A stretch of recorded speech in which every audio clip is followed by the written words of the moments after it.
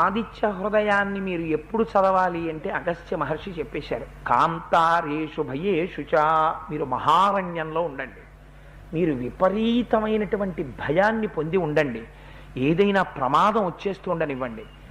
మీకు మిగిలినటువంటి దేవతల్ని ఉపాసన చెయ్యాలంటే మీరు మనస్సు లోపల దర్శనం చెయ్యాలి.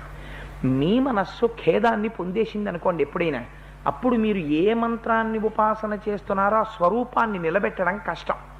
ప్రార్థనా శ్లోకం చేసినా నిలబడదు. పైగా బీజాక్షరాలతో కూడుకున్నటువంటి మంత్రములు చెయ్యాలంటే, అటువంటి ఉపాసన చెయ్యాలంటే దానికి ఒక ప్రత్యేకమైన పద్ధతి ఉంటుంది. ఎప్పుడు పడితే అప్పుడు మంత్రం చేయడానికి వీల్లేదు. అది స్నానం చెయ్యాలి, దానికి కొన్ని నియమాలు ఉంటాయి. నియమాలు పాటించి మంత్రం చెయ్యాలి.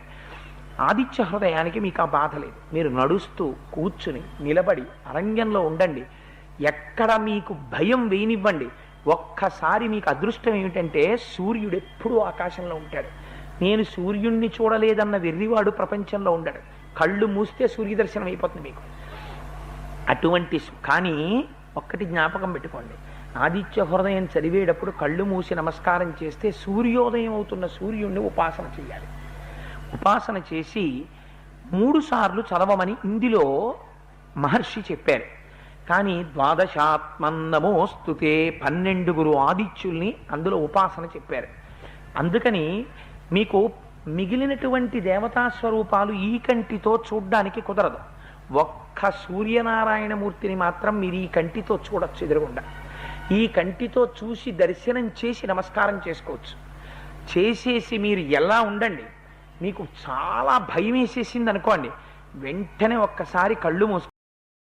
తతో యుద్ధ పరిశ్రాంతం సమరే చింతయా స్థితం రావణంచాగ్రతో దృష్ట్వా యుద్ధాయ సముపస్థితం దైవతైశ్చ సమాగమ్య ద్రష్టుమభ్యాగతో రణం ఉపాగమ్య బ్రవీద్రామం అగస్త్యో భగవాన్ ఋషిః రామ రామ మహాబాహో శృణుగృహ్యం సనాతనం ఏన సర్వాన్ అరీన్వత్సా సమరే విజయిష్యసి ఆదిత్య హృదయం పుణ్యం సర్వశత్రు వినాశనం జయావహం జపేన్నిత్యం అక్షయ్యం పరమం శివం సర్వమంగళమాంగళ్యం సర్వపాప ప్రణాశనం చింతాశోక ప్రశమనం ఆయుర్వర్ధనముత్తమం రశ్మిమంతం సముద్యంతం దేవాసుర నమస్కృతం పూజయస్వ వివస్వంతం భాస్కరం భువనేశ్వరం సర్వదేవాత్మకో హ్యేష తేజస్వీ రశ్మిభావనః ఏష దేవాసురగణాన్ లోకాన్ పాతి గభస్తిభిః ఏష బ్రహ్మా చ విష్ణుశ్చ శివస్కంధ ప్రజాపతిః మహేంద్రోధనదక్కాలో యమః సోమో హ్యపాంపతిః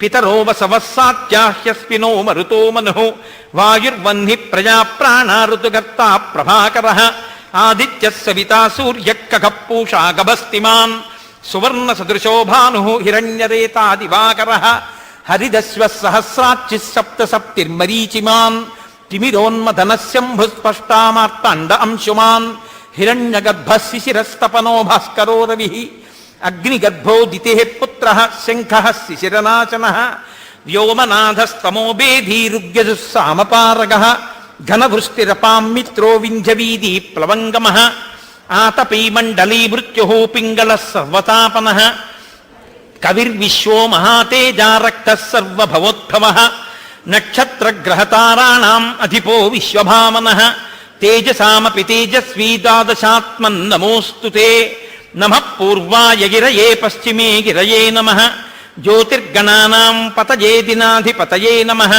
జయాయ జయభద్రాయ హర్యశ్వాయ నమో నమః నమో నమః సహస్రాంశో ఆదిత్యాయ నమో నమః నమ ఉగ్రాయ వీరాయ సారంగాయ నమో నమః నమః పద్మప్రమోదాయ మార్తాండాయ నమో నమః బ్రహ్మేశానచ్యుతేశాయ సూర్యాయాదిత్యవర్చసే భాస్వతే సర్వభక్షాయ రౌద్రాయ వపుషే నమః తమోఘ్నాయ హిమఘ్నాయ శత్రుఘ్నాయ అమితాత్మనే కృతఘ్నఘ్నాయ దేవాయ జ్యోతిషాం పతయే నమః తప్తచామీకరాభాయ వహ్నయే విశ్వకర్మణే నమస్తమోభినిఘ్నాయ రుచయే లోకసాక్షిణే నాశయత్యేష వైభూతం తదేవ సృజతి ప్రభు పాయత్యేష తపత్యేష వర్షత్యేష గభస్తిభిః ఏష సుప్తేషు జాగర్తి భూతేషు పరినిష్ఠితః ఏష చైవాగ్నిహోత్రం చ ఫలం చైవ అగ్నిహోత్రిణాం వేదాశ్చ క్రతవశ్చైవ క్రతూనాం ఫలమేవ చ యాని కృత్యాని లోకేషు సర్వయేష రవిప్రభుః ఏన మాపత్సు కృచ్ఛేషు కాంతారేషు భయేషు చ